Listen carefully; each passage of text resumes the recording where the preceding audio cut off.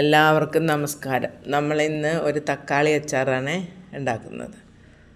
അപ്പോൾ ഇന്ന് തക്കാളി വില കുറച്ച് കിട്ടിയിട്ടുണ്ട്. 1 കിലോ തക്കാളി 20 രൂപയ്ക്ക് കിട്ടി. എന്നാൽ പിന്നെ കുറച്ചെടുത്തൊരു അച്ചാറാക്കിയേക്കാമെന്ന് വിചാരിച്ച് ഞാൻ കുറച്ച് തക്കാളി കഴുകി തുടച്ച് എടുത്തിട്ടുണ്ട്. അതിൻ്റെ ചെറിയ ചെറിയ പീസാക്കി അരിഞ്ഞെടുക്കുകയാണ്.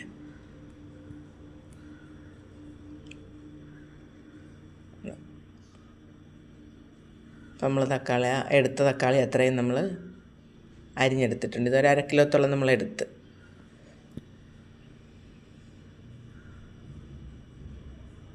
ഇനി നമുക്ക് ഇത് അരിഞ്ഞു വെച്ചിട്ട് അച്ചാറിന് ആവശ്യമായ ഇഞ്ചി, വെളുത്തുള്ളി, പച്ചമുളക് ഇത്രയും വൃത്തിയാക്കി അരിഞ്ഞെടുക്കാം.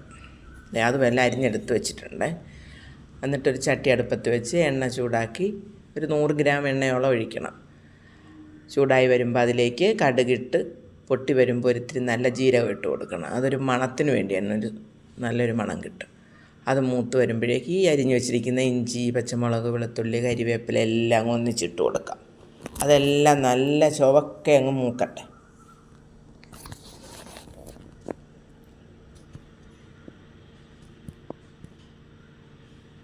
അതെല്ലാം മൂത്തിട്ടുണ്ട്.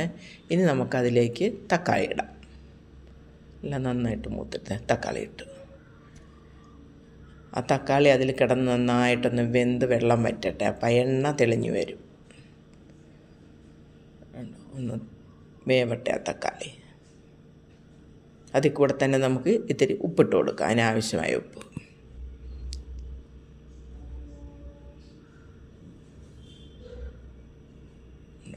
തിളച്ച് നന്നായിട്ട് വെന്ത് വരുന്നുണ്ട് തക്കാളി ഉടഞ്ഞ്.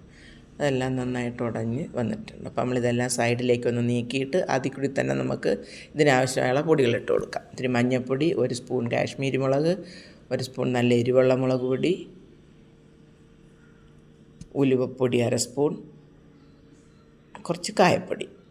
ഇത് അരപ്പെല്ലാം കൂടെ അതിൽ തന്നെ ആ ചട്ടി തന്നെ നന്നായിട്ട് അങ്ങ് മൂപ്പിച്ചെടുക്കാം. ആ എണ്ണ തെളിഞ്ഞു വന്ന എണ്ണയില്ലേ, അതിലേക്ക് തന്നെ നമുക്കതിട്ട് മൂപ്പിക്കാം. ഇതിൻ്റെ കൂടെ വാളംപുളി പിച്ച് കീറി കുറച്ച് കുരുവില്ലാണ്ട് ഇട്ട് കൊടുത്താലും മതി അച്ചാറിന്, പുളിപ്പിന് വേണ്ടിയിട്ടേ. അപ്പോൾ പുളിയിട്ടല്ല ഞാനിപ്പോൾ ഉണ്ടാക്കുന്നത്. അതെല്ലാം നന്നായിട്ട് വഴന്നു വന്നിട്ടുണ്ട്. അപ്പോൾ നമ്മളിതിലേക്ക് ഇച്ചിരി പുളിയും കൂടി വേണ്ടേ. തക്കാളിക്ക് പുളി ഉണ്ടെങ്കിലും ഇത്തിരി പുളി അച്ചാറിന് വേണമല്ലോ.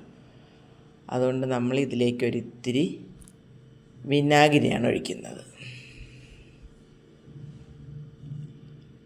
1 സ്പൂൺ, ചെറിയൊരു സ്പൂണിനെ ഒഴിക്കുന്നുള്ളൂ വിനാഗിരി ഒഴിച്ചു. അതും കൂടി കിടന്നൊന്ന് നന്നായിട്ട് തിളച്ച് വറ്റണം. അപ്പോൾ ഒരിത്തിരി ശർക്കര, അത് ആവശ്യമുള്ളവരിട്ടാൽ മതി. ഒരിത്തിരി മധുരവും പുളിയും എല്ലാം നന്നായിട്ട് വരാൻ വേണ്ടിയാണ് അതിൽ ശർക്കര ഇടുന്നത്.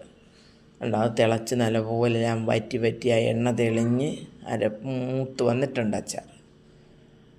അതെല്ലാം മൂത്ത് കഴിഞ്ഞ് നമ്മളത് തീ ഓഫ് ചെയ്ത് വെക്കണം. നന്നായിട്ട് മൂത്ത് കഴിയുമ്പോൾ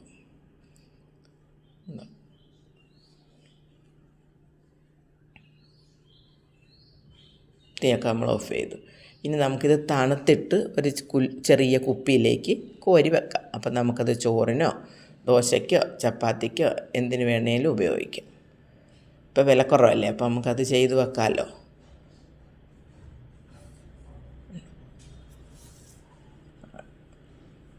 അപ്പോൾ അതെല്ലാം ഞാൻ അതിനകത്തോട്ട് കോരി വെച്ചിട്ടുണ്ട്. ഇനി അതൊന്ന് നന്നായിട്ട് അമർത്തി ഇതാക്കി വെച്ച് കഴിഞ്ഞാൽ എണ്ണയൊക്കെ തെളിഞ്ഞ് മുകളിൽ എണ്ണ തെളിഞ്ഞ് നിൽക്കും. എന്താ, എത്ര നാൾ വേണേലും കേടുകൂടാതെ ഇരിക്കും.